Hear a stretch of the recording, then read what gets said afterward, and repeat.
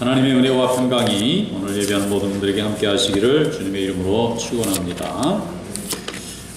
신학대학에 교수님이 한 분 계셨습니다. 그분은 열심히 제자들을 가르쳐서 목회지로 보내는 그런 신학교 교수님이셨는데 이분이 나중에 총장님까지 하셨어요. 이분이 낸 책을 제가 한번 읽어봤는데 그 중에 은혜가 되는 대목이 기억이 납니다. 한 번은 이분이 안식년이 되어서 고국을 떠나서 이제 미국의 어느 조그만 지역에 와서 이제 몇 달 머물게 되셨어요. 그런데 어떻게 알았는지 어느 날 전화가 온 겁니다. 목사님이십니까? 잠깐 한국에서 이렇게 쉬러 오셨다고 들었는데 맞습니까? 어떤 분이 전화가 오는 거예요. 그렇습니다만 누구십니까? 그랬더니 이제 그분이 얘기하는 거예요. 저희는 이곳에 이민 와서 살고 있는 몇 가정이 여기에 교회가 없어서 주일날이 되면은 자기들끼리 모여서 예배를 드리고 있는데 목사님이 이곳에 오셨다는 소문을 어떻게 들었는데 혹시 주일날 시간이 되시면 저희들에게 오셔서 좀 설교만 해주실 수 있겠습니까? 저희들끼리 돌아가면서 설교를 하려다 보니까 이게 말씀 전하는 전문 훈련을 받은 사람들이 아니다 보니 은혜도 잘 안 되고 저희들이 목사님이 모셔야 되는데 그럴 만한 형편도 안 되고 너무 어려운 처지에 있어서 저희 교회를 좀 불쌍히 여겨주시고 와서 맡아주시면 좋겠습니다. 그렇게 이제 부탁을 하는 거예요. 근데 참 이게 곤란합니다. 이분은 고국으로 돌아가서 이제 신학교 교수를 하셔야 되는데 잠깐 왔더니 미국 땅에 잘못 또 교회를 맡았다가 오해가 되거나 또 이분들이 또 자기를 너무 의지하면 어떡하나 그래서 이제 거절을 한 거예요. 저는 잠깐 쉬러 왔기 때문에 제가 목회할 뜻이 없습니다. 이곳에는 또 고국에 돌아가야 되고 저희는 잠깐 휴가로 온 거기 때문에 이렇게 예배를 인도해 드리기가 좀 어렵습니다. 그랬더니 날마다 전화가 오는 거예요. 목사님이지 않습니까? 목사님이면 이 불쌍한 교인들이 예배 드리는데 이렇게 설교를 듣고 싶어서 오시라 하는데 뭐 저희 교회를 맡으려는 게 아니라 뭐 다만 계실 때 몇 달만이라도 말씀을 좀 전해주시면 안 되냐. 너무 조르니까 이분이 이제 할 수 없이 어떡하겠어요. 알았다고 그럼 가야 되겠죠. 그리고 이제 정말 몇 달만 말씀을 잘 전해드렸어요. 목사님이 말씀을 전해주니까 뭐 얼마나 좋겠어요. 매일 밥 먹다가 완전히 그냥 특별식 먹는 기분이죠. 그래서 교인들이 은혜를 많이 받았어요. 그리고 교인들이 교제도 잘 이루어지고 그건 나름대로 조금씩 또 전도도 되고 그런데 이제 이분이 이제 기간이 끝나서 고국으로 돌아갈 시간이 가까운 거예요. 교인들은 아쉽죠. 정말 붙들고 싶은데 이렇게 좋은 목사님 말씀을 이렇게 잘 전해주시는 목사님이 계시면 얼마나 좋겠어요. 그런데 이분은 또 돌아가야 되니까 또 너무 마음이 아픈 거예요. 그래서 할 수 없이 목사님이 저는 돌아가지만 제가 돌아가서 서울에서 열심히 기도해 드릴 테니까 여러분들을 위해서 준비하신 목회자가 오셔서 이 교회를 잘 이끌고 가시면 참 좋겠습니다. 그러면서 정말 발이 안 떨어지지만 어떡하겠어요. 그 사이에 몇 달 사이에 정이 많이 들었는데 목사님이 또 여기 있어야 할 임지가 아니시니까 이제 돌아갔어요. 그리고는 늘 기도하다가 세월이 좀 지나니까 어떻게 되었을까요? 잊어버렸어요. 그래 열심히 일하다 보니까 그 교회 생각은 못하고 있다가 몇 년 지난 뒤에 소식을 들었더니 그 교회가 많이 부흥을 해서 교인들도 많이 늘어나고 또 좋은 목사님도 오셔서 이 교회가 아주 든든하게 섰다는 좋은 소식을 들었어요. 그걸 이분이 자기 책에다 써놨더라고요. 그러면서 하는 거예요.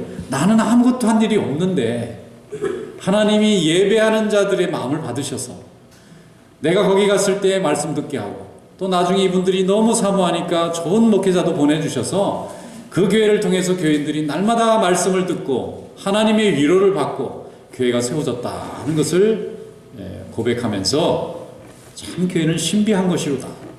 사람의 뜻으로 이루어지는 것이 아니라 하나님의 뜻으로 세워지는구나 하는 것을 자기가 간증하게 됐다고 기록을 하셨더라고요. 여러분, 교회는 정말 특별한 것입니다. Church is special. 교회는 정말 특별해요. 뭘로 설명할 수가 없어요. 왜 사람들이 교회에 모여 있는지, 왜 사람들이 예배를 드리고 있는지 이론적으로 논리적으로 참 설명하기 어려운 게 많습니다. 그래서 교회는 하나님의 신비에 속해 있습니다. 교회를 설명할 때 사도 바울은 신비의 계시라는 말을 너무 많이 써요. 계시는 하나님의 숨겨진 뜻을 계시라고 그럽니다. 그래서 이게 너무 신비하다는 거예요. 미리 알았던 것도 아니고 뭔가 계획했던 것도 아니고 마치 봄에 씨앗이 하늘로 흩어져 날아가다가 어느 곳에 떨어져서 거기에 싹이 나고 나무가 나올지 아무도 모르는 것처럼 하나님의 은혜의 씨앗이, 말씀의 씨앗이 이 시류와 바람에 흘러나가는 것 같은데도 어느 곳에는 떨어져 내려서 교회를 이루고 그 교회에서 예배를 드리고 하나님의 은혜를 체험하고 하나님의 음성을 듣고 가정이 살아나고 인생이 살아나고 역사가 바뀌는 하나님의 역사가 바로 교회를 통해서 이루어지는 줄로 믿습니다. 그 교회는 사람이 세워야지 해서 세워지는 게 아닙니다. 허물어야지 해서 허물어지는 것도 아닙니다. 우리의 뜻과는 아무 상관없이 하나님의 뜻으로만 세워지고 이루어지고 지켜지는 하나님의 신비가 바로 교회인 줄로 믿습니다. 오늘 본문 말씀에 보면은 예수님께서 제자들에게 교회가 무엇이냐 하는 것을 잘 설명해 줬어요. 교회의 본질에 대한 설명을 했어요. 교회론의 핵심입니다. 오늘 이 말씀을 잘 이해함으로 인해서 여러분 자신이 교회된 이 하나님의 교회가 어떤 말씀의 토대 위에 서 있는지 깨닫고 이것이 여러분들에게 일생 동안 주님께 찬양하는 귀한 고백이 될 수 있기를 축원합니다. 자, 성경 한번 열어보겠습니다. 오늘 본문 말씀 마태복음 16장 16절부터 19절까지 다 같이 한 목소리를 읽어보겠습니다. 시몬 베드로가 대답하여 이르되 주는 그리스도시요 살아계신 하나님의 아들이시니이다. 예수께서 대답하여 이르시되 바요나 시몬아 내가 복이 있도다. 이를 내게 알게 하니는 혈육이 아니요 하늘에 계신 내 아버지시라. 또 내가 내게 이르노니 너는 베드로라. 내가 이 반석 위에 내 교회를 세우리니 음부의 권세가 이기지 못하리라. 내가 천국 열쇠를 내게 주리니 내가 땅에서 무엇이든지 매면 하늘에서도 맬 것이요 내가 땅에서 무엇이든지 풀면 하늘에서도 풀리리라 하시고 아멘. 예수님이 주신 이 마태복음 16장 16절부터 20절의 이 말씀을 잘 보면은 교회의 본질 4가지를 설명하고 있어요. 우리는 성경 읽고 그냥 지나가고 나면 뭔가 잘 머리에 안 남을 수 있지만은 내용을 보면 다 구체적으로 의미가 다 부여되어 있는 거예요. 자, 첫째, 교회는 뭐냐? 주는 그리스도시요 살아계신 하나님의 아들이라는 고백이 있어요.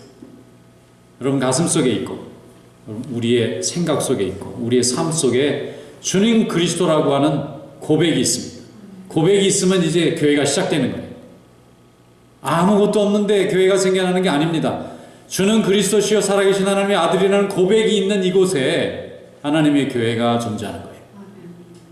사람이 많이 모였다 해서 생겨나는 것도 아니고 사람들이 뭔가 유능한 사람들이 무슨 모여서 기술이 모였다 해서 생기는 게 아니라 주는 그리스도시고 살아계신 하나님의 아들이라는 고백이 있는 곳에 교회가 있습니다. 그리고 두 번째는 하나님의 역사가 있어요. 하나님의 만남의 역사가 있고 고백의 역사가 있어요. 하나님을 향해서 우리가 예수 그리스도가 주인이십니다고 고백할 때 하나님이 그것을 돕는 역사가 일어나요. 주님 고백이 있어야 돼요. 하나님의 역사가 일어납니다. 그 세 번째는 음부의 권세라고 나와 있는데 이게 죽음의 권세입니다. 마귀의 권세입니다.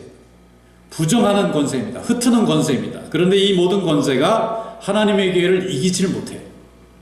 하나님의 권세가 있습니다. 성령의 권세가 있기 때문에 악한 영의 역사나 세속의 역사나 세속의 생각들이 뿌리를 내릴 수가 없습니다. 세속의 생각이 뿌리를 내리면 교회는 금방 흩어집니다. 인간의 목표와 욕망을 채우기 위해서 달려가는 생각이 자리를 잡으면 하나님을 향한 생각은 흩어지게 돼 있어요. 그런데 하나님의 교회는 하나님의 생각이 지배하기 때문에 세상의 생각이 물러날 수밖에 없습니다. 이길 수가 없습니다. 2000년 동안 세상의 권력자들은 교회를 핍박했어요. 교회가 자기의 권력을 위협하는 존재로 오해해서 무수한 피를 흘렸어요. 이렇게 위협을 하면 교회가 사라졌어야 됩니다. 그런데 바위로 내려치면 물이 흘러져서 다른 곳으로 흘러내려가듯이 하나님의 교회는 하나님을 향한 성도들의 믿음은 더욱 낮은 곳으로 또 부족한 곳으로 또 숨겨진 곳으로 흘러내려가서 그곳에서 다시 믿음이 싹이 나고 열매가 맺혀지는 거예요. 인간의 권세로는 도저히 막을 수가 없는 죽음의 권세로는 도저히 멈출 수 없는 이것이 바로 하나님의 교회인 줄로 믿습니다. 그 다음에 네 번째는 교회는 구하면 이루어지는 천국 열쇠가 있어요. 여러분, 천국 열쇠 어디 갖고 계세요? 천국 열쇠에 어떤 분은 목걸이를 딱 달아가지고 황금 열쇠를 메고 다니고, 어떤 분은 액자에 넣어가지고 집에다가 모셔놓는데, 눈에 보이는 황금 열쇠하고는 다른 우리에게는 천국 열쇠가 있어요. 천국 열쇠의 특징이 뭐죠? 성경 말씀에 여기서 잠그면 하늘에서 잠기고, 여기서 열면 하늘에서 또 열립니다. 우리는 무엇으로 이것을 할 수 있을까요? 기도입니다. 하나님이 우리에게 주신 예수 그리스도의 보혈의 힘을 붙잡고 기도할 때에 하나님께서 우리에게 천국 열쇠를 주셔서 예수 그리스도의 이름을 가지고 열면 열리고 닫으면 닫히는 이런 하나님의 능력이 교회 안에 있습니다. 그래서 교회 안에 있으면 하나님의 능력이 있고, 예수는 나의 구주라는 고백이 있고, 역사가 있고, 음부의 권세가 이기지 못하는 승리가 있고, 천국 열쇠로 열었고 닫을 수 있는 응답의 역사가 있어요. 이게 있을 때 하나님의 교회가 이루어지는 줄로 믿습니다. 예수님께서 이 말씀을 하신 그 장소가 어디냐면은 가이사랴 빌립보라는 곳이에요. 가이사라는 것은 시저입니다. 케사르라는 말이에요. 그건 황제라는 뜻입니다. 그런 빌립이라는 것은 황제 이름이에요. 빌립이라는 이름을 가진 로마 황제가 있었어요. 그 시대에 아주 번성했습니다. 그래서 유대 지역을 점령한 다음에 해변가에 큰 신도시를 계획해서 거대한 건축 사업을 일으켜요. 로마에 있는 건축물을 그대로 유대에 옮겨놓은 것 같은 으리으리하고 웅장한 신전과 도서관, 관공서와 수많은 집들이 가득 찼던 곳이 가이사랴 빌립보라고 하는 이름을 가진 도시였어요. 유대 사람들은 태어나서 한 번도 보지 못한 굉장한 도시가 나타났어요. 저기 리엔더 같은데 맨하탄 같은 게 하나 딱 들었었다. 얼마나 깜짝 놀라겠어요. 전혀 여기하고는 어울리지 않을 것 같은 이런데 어마어마한 도시가 하나 들어왔다. 그러면 사람들이 얼마나 많이 구경 가겠습니까? 제가 뉴욕에 가면 전 세계 사람들이 맨하탄에 구경하러 와요. 거기 사는 뉴욕 사람들은 별로 없는데 거기에 한 해에 너무 많은 사람들이 관광하러 와요. 너무 도시가 멋있고 잘 지어놓고 웅장하고 그러니까 그걸 관광하러 오는데, 예수님 당시에도 가이사랴 빌립보라는 그 도시에는 유대 사람들이 관광하러 왔던 곳이에요. 야, 우리가 로마는 못 가봐도 로마에 똑같은 건물이 여기 있으니까 이거 구경하러 오자. 그래서 사람들이 와서 오면은 황제의 권력과 권세와 그 힘을 느낄 수 있는 도시예요. 그런데 예수님이 12제자를 데리고 거기를 가신 겁니다. 제자들이 그냥 넋이 빠져서 야, 황제가 대단하다 그러면서 마음속으로는 우리 예수님이 유대 나라의 왕이 되면 로마 황제 정도는 아니어도 이 정도의 한 절반이나 3분의 1 정도는 우리가 멋있는 도시도 만들어 놓고 사람들 앞에서 얼마나 우리가 영광을 받겠느냐 그러면서 아주 기분 좋게 따라가는데, 예수님이 돌아서서 물어보시는 거예요. 사람들이 나를 누구라고 부르느냐. 그러니까 세례 요한이라고 부릅니다. 뭐 죽은 엘리야가 살아났다고 얘기합니다. 뭐 선지자입니다. 그러니까 예수님이 제자들에게 물어봤어요. 그건 이제 다른 사람들은 그렇게 생각하는 걸 알겠는데 너희는 나를 누구라고 하느냐. 그랬더니 베드로가 손을 들고 대답했습니다. 주는 그리스도시요 살아계신 하나님의 아들입니다. 예수님이 최상급 칭찬했어요. 베드로 너무 정확한 대답을 해줬다. 너의 이 대답은 혈육으로 온 것이 아니라 하나님께서 너에게 알려주셨구나. 그러면 베드로가 너무 좋은 거예요. 그러면 예수님이 이제 믿거니 하면서 이제 나는 십자가에 죽으러 가야 된다. 그러니까 베드로가 예수님을 막 꾸짖으면서 안 됩니다. 예수님 죽다니요. 우리가 여기서 이 영광을 누렸는데 왜 죽습니까?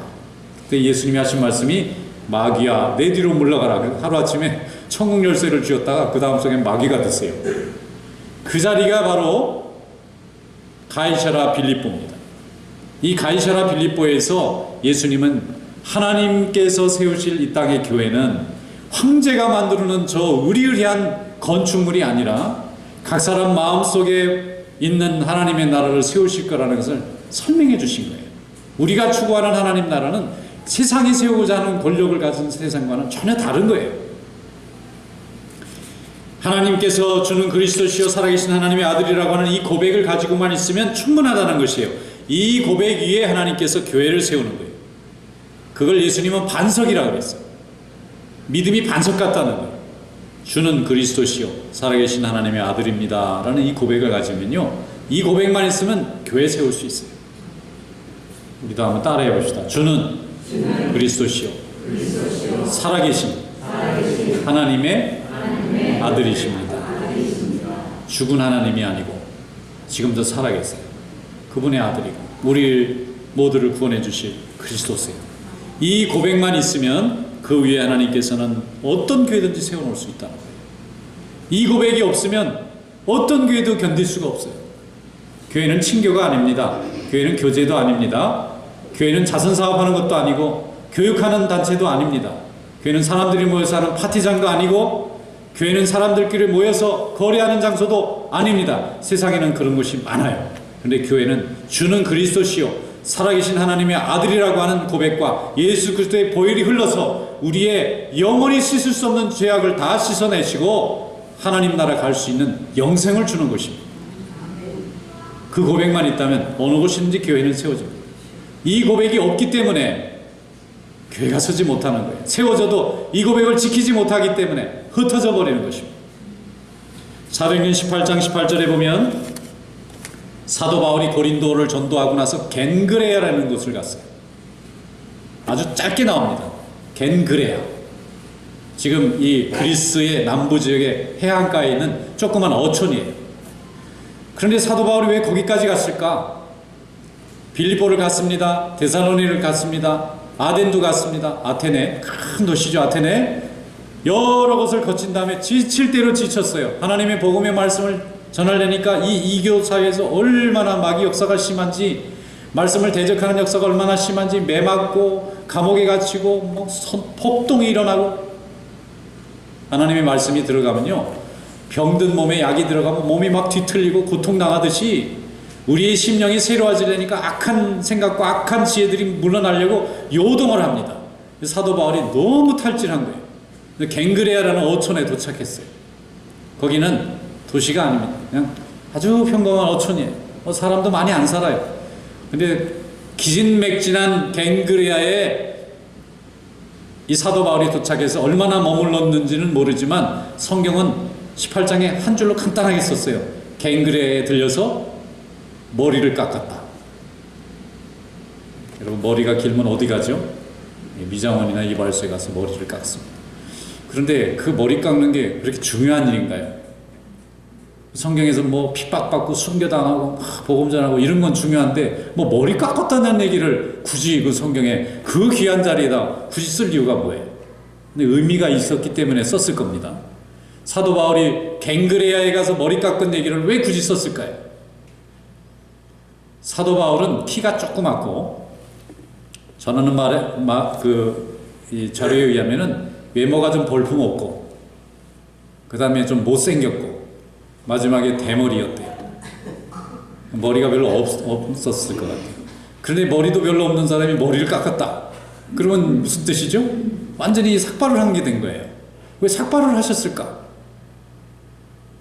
복음을 전하다 보니까 이게 자기의 의지와 실력으로 안 되는 일이에요. 아무리 배워도 배운 것 같고 안 됩니다. 아무리 똑똑해도 똑똑한 것 같고 안 돼요. 대인관계 졸아도 안 돼요. 이게 완전히 하나님 앞에 자기를 죽이고 그분의 뜻에만 순종해야 이 죄의 역사와 이기는 거지, 이게 안 되는 거예요. 영혼 하나를 예수 믿게 만들 능력이 인간에게 근본적으로 없어요. 내 언변과 지혜로는 불가능한 일을 하는 거예요. 그런데 예수 그리스도의 능력에 힘입으면 다 가능해요. 그걸 인정하게 된 거예요. 너무 탈출, 번아웃 돼가지고 그냥 쓰러져 있는 거예요. 그때 사도 바울이 정신을 차리면서 하나님, 이제는 하나님의 말씀에만 의지해서 전하겠습니다. 100% 맡기겠다는 뜻으로 머리를 홀랑 다 깎고, 그리고 거기서 다시 힘을 얻어서 이제 에베소로 또 갑니다. 그런데 그곳에 잠깐 스쳐 지나가는 그곳에 세상에 교회가 생겼어요. 겐그레아 교회라는 교회가 생겼어요.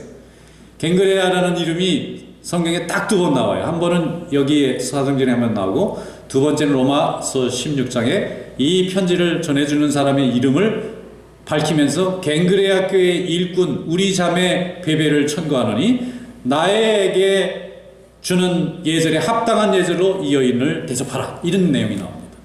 그건 뭐냐면은 겐그레아 교회에 상당한 교인들이 있었다는 거예요. 사도 바울은 잠깐 지쳤다가 지나가는 길이었는데 성경에 어디도 어떻게 갱그레의 교회가 세워졌는지 설명은 없으나 결과는 설명해주고 있어요. 거기에 사도 바울이 머리 깎고 잠깐 지나갔다는 기록과 나중에 로마의 복음을 전하러 로마서를 전달해 주는데 갱그레 교회의 일꾼이었던 베베라는 사람이 이것을 전부 책임지고 갔는데, 이 베베라는 사람을 설명할 때 사도 바울이 나와 교회의 보호자라는 말을 썼어요. 여자인데 보통 보호자는 남자가 보호하잖아요. 남자가 힘도 세고 뭐 돈도 많고 지위도 높으니까. 그런데 베베라는 여자 일꾼, 아마 집사였을 걸로 생각하는데 이 사람이 갱그레 교회의 보호자 역할을 하고 있다는 거예요. 그럼 얼마나 많은 교인이 있었을지 모르겠으나 그 교회의 신실한 일꾼이었던 걸로 보입니다. 어떤 사연이 있는지는 모르지만 하나님이 사도 바울이 지쳐서 흘러간 그곳에 그를 위로하려고 보내셨는지 어떤 일인지 모르지만 하나님이 교회를 만들어 놓으셨어요. 사도 바울은 떠났으나 날마다 예배드리고 날마다 떡을 떼고 날마다 주의 이름으로 기도하는 무리가 생겨난 겁니다. 사도 바울은 약할 때 강해진 때가 많았어요. 드로아에서 환상을 볼 때도 거의 죽을 뻔했는데 그때 누가라는 의사가 불쌍해서 그를 고쳐주다가 누가복음을 쓰는 주인공이 되잖아요. 갱그레아도 기진맥진해서 잠깐 쉬러 왔던 그 조그마한 어촌에 하나님께서 이 종을 보내셨는데, 사도 바울의 특징이 뭐죠? 날마다 예배드리고 기도하고 하는 하나님의 종이잖아요.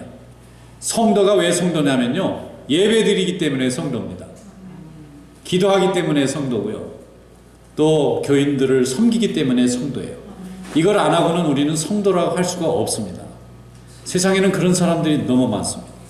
그저 모여서 차 마시고 음식 먹고 운동하고 그냥 가족들하고 좋은 시간 보내고 이런 건 누구나 다 할 수 있는데, 예배드리고 기도하고 말씀 전하고 이런 일을 하는 사람은 성도예요. 사도 바울이 갱그레에 갔을 때 아픈 중에 그가 한 일은 예배드리는 일밖에 안 했을 거예요. 주의 종이니까. 그러면 주변에 있는 사람들이 신기해서 이 사람이 뭐하나 같이 따라왔다가 예배를 드리니까 이런 예배를 어떻게 드리는지, 누구로 인해서 드리는지, 그리고 나서 예배만 드리고 지나갔는데 이 사람들이 남아서 예수님의 이름으로 또 하나님 앞에 예배를 드렸을 거예요. 궁금하니까 사도 바울에게 연락해서 우리에게 말씀을 가르쳐줄 사람을 좀 보내주세요. 보내줬을 겁니다. 그 말씀을 가지고 열심히 은혜를 받다 보니까 귀신의 역사도 물러나고 병에 고치는 역사도 나타나고 또 사람의 생각도 변화되고 가정이 온전히 회복이 되고, 그러니까 사람들이 막 열광하고 사람들이 더 전도해서 교회가 모여지고 이러면서 갱그레 교회가 컸을 거예요. 이것은 무엇입니까? 성령께서 모든 교회를 친히 하나님의 뜻대로 그분의 영감을 통하여 인도하신다고 하는 증거예요. 그러므로 모든 교회는 하나님이 이렇게 역사하시는 줄로 믿습니다. 세상 영광 바라보지 않고 하나님 영광 바라보는 곳에 교회가 생겨나는 거예요. 하나님은 오늘도 이렇게 말씀을 사모하는 심령과 예배를 사모하는 심령을 어느 지역 어느 시대를 가리지 않고 부르시는 줄로 믿습니다. 이제는 예루살렘도 아니고 사마리아도 아니고 하나님께 참되게 예배하는 자들을 찾는 시대의 예배가 교회를 이루게 하시는 줄로 믿습니다. 사도 바울은 이것을 신비한 계시라고 자꾸 말하는 거예요. 신비하다는 거예요. 너무 신기하고 자기 생각에 도저히 이해할 수 없는 곳에 하나님의 역사가 일어나더라는 거예요. 로마서 16장 26절에 말씀하기를 모든 민족이 믿어 순종하게 하시려고 알게 하신 바 그 신비의 계시를 따라 된 것이니 이 복음으로 너희를 능히 견고하게 하실 지혜로우신 하나님께 예수 그리스도로 말미암아 영광이 세세 무궁하도록 있을지어다. 아멘. 이렇게 찬양했습니다. 교회는 완전히 바짝 마른 시냇물에 물이 쫙 흘러서 흥건하게 강물처럼 차는 그런 축복이 있습니다. 메마른 심령에 하나님의 은혜가 차면 우리는 풍성함을 누리게 됩니다. 믿음의 풍성함을 누리게 되고 감사의 풍성함을 누리게 돼요. 이것이 교회를 통해서 하나님이 우리에게 주신 축복입니다. 가이사랴 빌립보라고 하는 이름이 또 한 번 사도행전에 나옵니다. 예수님이 마태복음에 나왔던 그 가이사랴 빌립보라는 바로 그곳에 두 번째 이름이 나오는 게 어디냐면은 이 사도행전에 나와요. 고넬료라고 하는 사람이 베드로를 부릅니다. 베드로를 자기 집에 모시고 갔어요. 그리고 하나님이 당신을 우리에게 보내라 하셔서 우리가 모셔왔습니다. 이제 우리가 준비되었으니 우리 온 식구들에게, 우리 부하들에게 말씀을 좀 전해주세요. 그때 베드로는 생각났을 거예요. 불과 몇 년 전에 예수님과 함께 이 으리으리한 가이사랴 빌립보를 지나갈 때 예수님이 사람들이 나를 누구라 하더냐 그 얘기를 전해줬을 거예요. 모든 예수님의 얘기를 하면서 그 얘기를 뺐을 리가 없습니다. 왜냐하면 바로 그 자리에 자기가 몇 년 후에 예수님은 이미 하늘 날아가시고 교회는 이미 세워졌고 이 이방인 한 번도 만나보지 못한 이 고넬료라고 하는 이방 로마 백부장이 자기를 불렀는데 예수님하고 대화했던 그 자리에 자기를 불러놓은 거예요. 그 감동이 있었을 거라고 생각합니다. 하나님이 이 사람을 부르시려고 주는 그리스도시요 살아계신 하나님의 아들이라는 이 반석 위에 내가 교회를 세우니 음부의 권세가 해하지 못하리라 하셨구나. 그때의 고넬료의 가정 사람들이 복음의 말씀을 듣고 다 성령 충만해서 방언을 하고 은혜 받고 세례를 받은 줄로 믿습니다. 그리고 이 사람은 본국으로 돌아가서 자기 고향에도 교회를 세우고 또 예수의 이름으로 예배를 드리는 예배자가 됐을 걸로 믿습니다. 이렇게 하나님 앞에 영광 돌리는 자의 이름은 성경에 잘 기록해 놓거든요. 정작 로마 황제의 사람이었던 이 백부장이었지만 예수 그리스도를 왕으로 모시고 그의 본국으로 돌아갔을 때 그의 본국에도 하나님께 예배하는 교회가 세워졌을 거예요. 이 세상은 교회가 다 그렇게 이루어지는 거예요.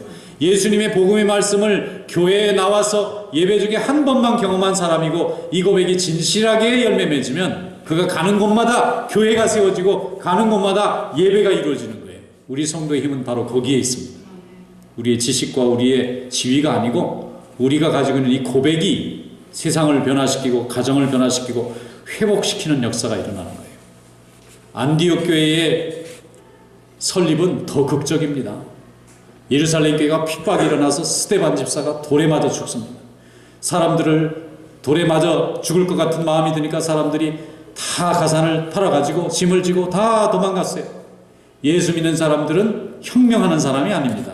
예수 믿는 사람들은 머리띠를 띠고 제도를 개선해서 무언가 세상을 새롭게 만들려는 사람이 아니에요. 예수 믿는 사람들은 세상이 핍박하면 도망가야 되는 거예요. 대적하고 목숨을 잃어버리면 안 되는 거예요. 거기서 내 인생이 깨어져 버리면 안 되는 거예요. 하나님의 일을 하기에 귀중하게 쓰임받도록 예비된 사람이 세상 일로 허비해서는 안 되는 거예요. 그때 도망가는 거예요. 하나님이 그들을 안디옥까지 데리고 갔어요. 가면서 유대인들에게만 복음을 전했어요. 왜냐하면 처음엔 유대인들밖에 안 믿었으니까. 그런데 안디옥에 가니까 유대인들이 없어요. 이방인들만 있어요. 그래서 이방인에게 누가 또 복음을 전했더니 이방 사람이 말을 다 할 뿐이지 헬라어로 예수님의 설명을 하니까 이 사람이 은혜를 받고 방언도 하고 하나님 앞에 예배드리겠다는 거예요. 그래서 모여들기 시작한 교회가 안디옥 교회입니다. 안디옥 교회가 얼마나 부흥했는지는 성경이 잘 기록하고 있잖아요. 인간은 핍박을 받았지만 하나님은 그 핍박받은 자들의 걸음을 인도하셔서 예배의 뿌리가 내려지고 교회의 뿌리가 내려지도록 역사하시는데 지금도 살아계신 하나님은 그렇게 역사하시는 줄로 믿습니다. 이디오피아 내시의 국고를 맡은 내시가 광야를 통해서 자기 집으로 돌아갈 때 길가에서 웬 사람 하나를 만나는데 그 사람 이름이 빌립이라는 집사잖아요. 빌립더러 이사야서를 풀어달라 그래서 은혜 받고 그 자리에서 이분이 예수란 이름을 가진 분이냐? 그렇습니다. 그러면 내가 세례를 받고 싶습니다. 그리고 그 내시가 돌아가서 이디오피아의 교회를 세웁니다. 그 교회가 2000년 역사를 가진 아프리카의 셀틱 처치예요.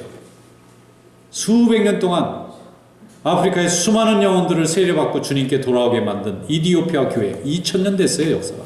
우리 한국 교회는 200년밖에 안 되는데 우리의 10배. 하나님은 어떻게 구원받는 백성을 부르실지 알지 못합니다. 에베소서 1장 5절 6절에 보면 그 기쁘신 뜻대로 우리를 예정하사 예수 그리스도로 말미암아 자기의 아들들이 되게 하셨으니 우리가 하나님의 아들 됐잖아요. 이는 그가 사랑하시는 자 안에서 우리에게 거저 주시는 바 그의 은혜의 영광을 찬송하게 하려는 것이고 찬송하잖아요. 이게 교회의 신비입니다. 하나님의 예정이라면 세워집니다. 하나님이 예정하시지 않았으면 세워질 수 없어요. 하나님의 놀라운 계획 속에 오늘 우리가 부름받았다는 것을 믿고 이제 인정하는 거예요. 이제 깨달은 거예요. 그러므로 찬송할 수밖에 없는 거예요. 많은 인생 중에 나를 선택하셨다는 이 은혜에 우리는 감사할 수밖에 없는 거예요. 감격할 수밖에 없는 거예요. 꼭 10년 전 11월 첫째 주일날 제가 집에 있는데 7분의 교인이 저희 집에 막 쳐들어오셨어요. 하나님 뜻을 기다리고 있었습니다. 저는 기도하고 7분이 와서 예배드리자 그래서 그날 6개월 만에 처음 양복을 꺼내가지고 넥타이를 메고 방에서 예배를 드렸는데 우리 어신 제일장로교회가 그때 시작이 된 거예요. 그 다음날 또 우리 교회는 새벽기도 하는 교회로 갑시다. 매일 새벽기도에서 지금까지 하루 또 빠짐없이 10년간 365일. 그러면 몇 번 드린 거죠? 3650. 늘 우리 제일교회는 예배 장소가 우리 집이었던 5달로 이렇게 빌딩을 빌려가지고 예배를 옮기게 됐는데 인원이 많아져서 그 예배를 드리고 또 나중에 이제 10년 돼서 이 건물을 사서 이제 입당해가지고 또 예배를 드리는데 한 번도 새벽 예배가 쉰 적이 없고 주일 예배가 한 번도 중단된 적이 없고 사람은 또 바뀌고 또 새로운 사람이 오고 또 떠나고 다 했지만 하나님께서 세우신 이 교회 이름은 계속해서 지금도 찬양 받으시는 줄 믿습니다. 그제 우리가 이틀 동안 창립 10주년을 맞아서 우리가 부흥사경회 했잖아요. 우리 좋은 강사 목사님 모셔서 말씀 전해주시는데 여러분 은혜 많이 받으셨죠? 제가 좀 은혜 받은 대목이 있어요. 우리 장로님하고 마지막에 다 이렇게 한 자리에 모여서 다과해야 하는데 우리 교회에 대한 얘기를 하시다가 목사님 저는 우리 교회 이렇게 건축하는 과정에 이렇게 성장하는 과정에 기적을 보았습니다. 그러는데 그냥 제가 감동해 하는 거예요. 여러분 이게 기적을 본 겁니다. 하나님께서 이루신 기적을 우리가 본 거예요. 얼마나 감사한지 모르겠어요. 하나님은 오늘 이 시간 이 예배를 위해서 창세전부터 우리를 하고 미국에 오게 하시고 세우게 하시고 서로 만나게 하시고 결단하게 만들고 한 식구로 깨닫게 해주시고 하나님 앞에 같이 예배드리는 자로 하나님 만드셨다는 거예요. 하나님은 이제 부흥의 축복을 저희들에게 부어주실 거라고 믿습니다. 10년 동안 우리의 기도는 항상 성전 건축이었는데 다 응답해 주셨잖아요. 이제 앞으로 10년은 부흥과 성장을 하나님 앞에 구하고 하나님의 일을 많이 할 수 있는 교회가 되려고 기도하시기를 축원합니다. 에베소 3장 21절에 말씀하기를 교회 안에서와 그리스도 예수 안에서 영광이 대대로 영원 무궁하기를 원하노라. 하나님의 교회는 반석 같은 주님을 향한 고백에 서해졌기 때문에 영원 무궁하도록 하나님께 찬양을 돌리게 될 것입니다. 오늘 이런 일에 부름받은 우리 성도들 하나님 앞에 감사함으로 그 사명을 순종하고 잘 이루어가는 귀한 삶이 되시기를 주님의 이름으로 축원합니다. 기도하겠습니다. 거룩하신 우리 하나님 아버지 감사합니다. 우리 하나님께서 저희들을 불러주시고 하나님의 역사를 이룰 수 있도록 복 내려주신 것을 감사드립니다. 이외에 주신 말씀을 온전히 붙잡고 주님의 나라와 영광과 복음을 위하여 헌신하는 삶이 될 수 있도록 인도하여 주시옵소서. 예수님의 이름으로 감사하며 기도드리옵나이다. 아멘.